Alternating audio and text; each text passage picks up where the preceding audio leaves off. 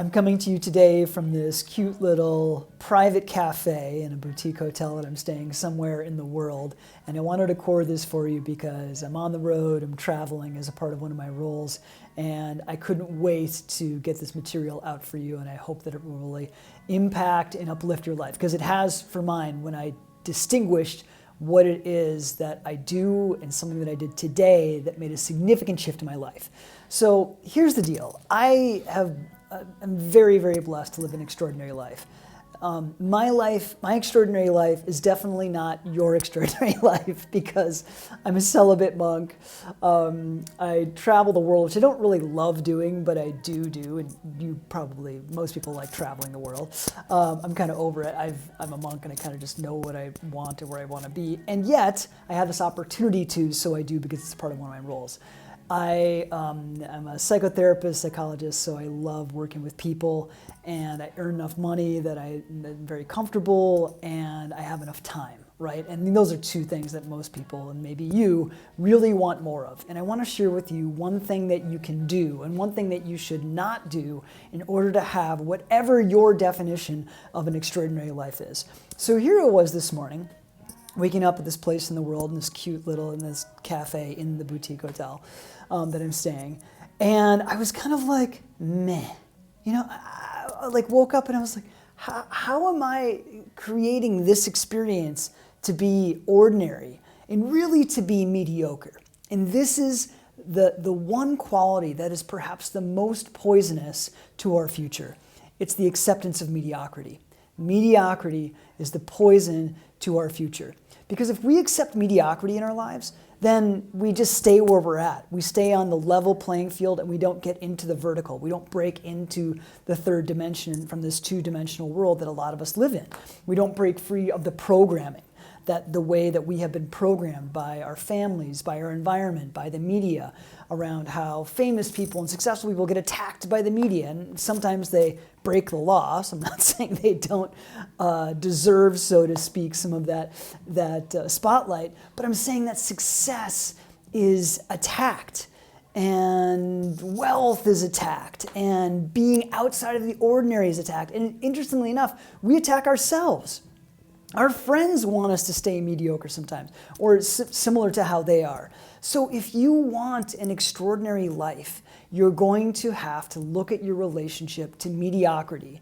And here's the quality that you can practice that will help eradicate, let's say it a different way, dissolve mediocrity in your life. And that is the quality or the practice of refusal. I've learned this over the last decade or so and started practicing refusals in certain aspects of my life, right? And what I've learned is that by saying no to certain things in our life that limit us, we create the possibility of a yes. There's the old aphorism that when we close, and I think it said when one door closes, I mean, it isn't closed, we close it, right? But with our no, with our decision, or sometimes the world brings a circumstance that closes a certain door, but that's still us. When we close a door, another door opens. Now that door might be down the hallway, right? In a different relationship, a different city, a different career, a different mindset, but it opens someplace. And so refusal has this quality of saying no. And so a lot of us are either in the practice of always saying yes by accepting mediocrity, or always saying no and refusing the future of a new possibility, right? Exploring, leaving our comfort zone.